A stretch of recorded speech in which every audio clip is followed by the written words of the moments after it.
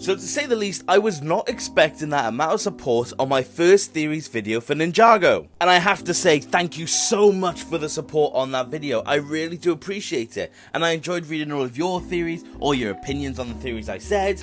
So I decided to do another one. So welcome to Do You Agree with These Ninjago Theories 2? And we are going to follow the same category that we had last time. AKA, we're going to go from least likely to most likely, blah blah blah, your nan's not the first ninjutsu master. So coming in at number 5, and in my opinion the least likely of the bunch, is the theory that Mistake is still alive after the events of Hunted. This theory essentially stems from the fact that Mistake has always worked in mysterious ways, and the fact that she just died off screen seems a little unlikely. And there is always a rule of thumb in TV and movie, mainly being that if the character did not die on screen, they are most likely still alive. Now there is a small bit of evidence to actually back this up, but it is also being knocked down to animation design reuse. That being is that there is a scene where someone who shares the exact same face as Mistake is shown driving around. Now, is that absolute confirmation that Mistake is still alive?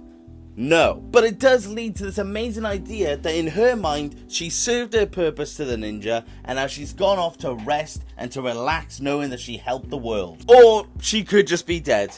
Moving on. Number 4 is a theory that comes from possession. That being that Wu purposely failed the test for Moro to be the Green Ninja. Now, similar to the Mistake theory, you can narrow this down to animation error, because the scene of the main piece of evidence shows the golden weapons not actually being the golden weapons. You can see it mainly in the fact that the nunchucks of lightning are not active and the sword of fire is straight up just not there, and it's replaced with a standard gold katana. But if you did take this as canonical to the show, it then calls into question where the real sword of fire is. And as we all know, in the scene before, Wu mentions an arrogance about Moro, and he feared that he made a mistake in giving him belief that he was the Green Ninja. Now, how would Wu be able to temper this and be able to get away with not making Moro into the Green Ninja?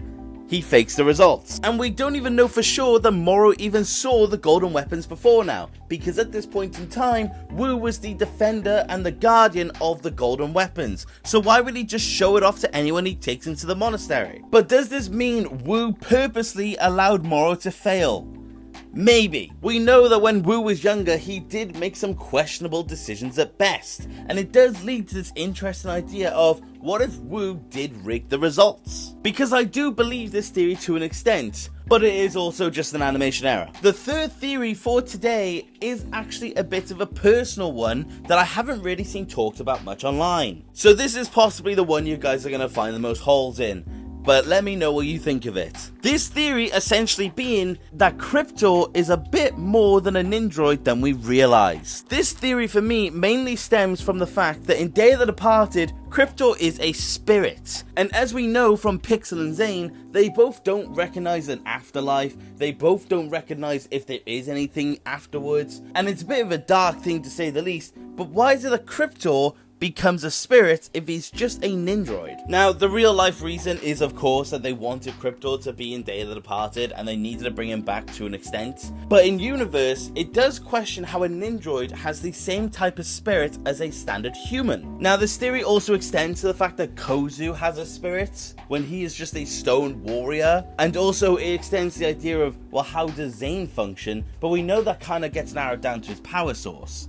But for Kozu and Cryptor, how does this exactly happen? My only main conclusion for it is the idea that the Overlord somehow gave life, and through that gave their spirits. But it also could be for any other reason. So let me know. Theory number 2 is going to be the idea that the Source Dragons created the Overlord. And I want to make it clear, because I don't want to make the same mistake I made in the first video, I don't intend on spoiling Season 2 Part 2 in any way. I'm going to talk about the Source Dragons in a very general sense that we know as of Season 2 Part 1. And this theory doesn't exactly need evidence from the show anyways. The idea mainly stems from the idea that when they saw the first Ninjutsu Master creating the realm of Ninjago, they obviously needed to put in the balance in some way. This to me stems the idea that the Source Dragons put the Overlord in place so the first Ninjutsu Master had that balance. Because as we all know, he was creating the lands of creation, and he wouldn't have exactly put the darkness in himself. We also know by all explanation that the Overlord kind of just appeared. There is no outright explanation on where he came from. All we know is that the darkness formed and then came the Overlord. So it would make sense that some higher being placed him in there for the sake of balance. This, in my opinion, is the most logical way to explain away the existence of the Overlord.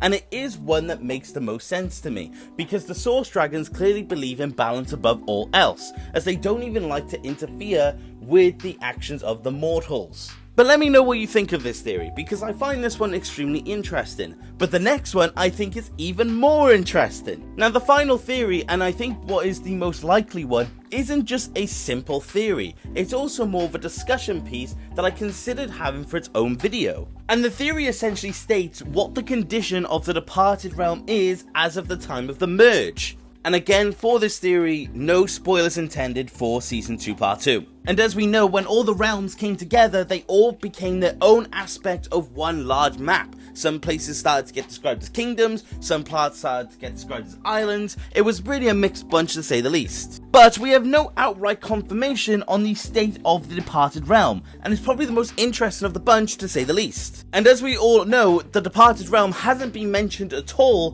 by the ninja in any way, shape or form. So we have absolutely no idea on its current condition. Now I feel like if the departed realm was just a part of the new map, we would have known about it, because we would have seen dead people all over the place, and we would have seen things like the Preeminent just out and about.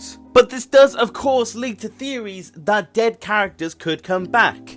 A commenter by the name of Lemonade Ninja, or just a random Ninjago fangirl, actually has a theory that Moro could come back because the departed realm is theoretically now a part of Ninjago. But as much as I do like the theory and the implications are very interesting, I am going to present some alternative ideas of the state of the realm. The first solution to this theory is that the departed realm became an island, and then this island is just being locked away from everyone else in the lands. And that is why the ghosts haven't made their way over, because they're surrounded by water. This theory does make some form of sense and probably is the most likely of the bunch, all things considered, but I still don't fully like it. The second one is that it's not an island, but it's being treated like a prison, and that is why we haven't seen them. The idea that they're just amongst the lands, but the departed realm is almost like a new Cryptarian prison, is also a very interesting theory, and it would explain why there's been at least no attempt of a ghost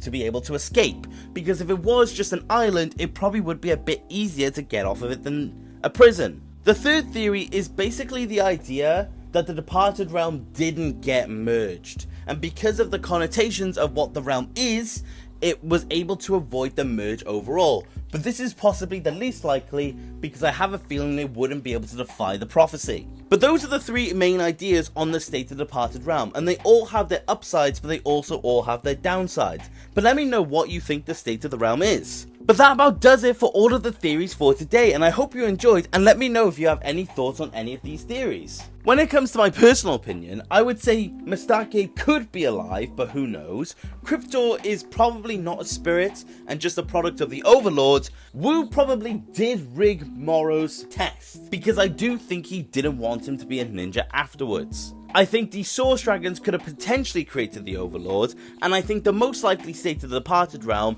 is that it's an island in the middle of nowhere.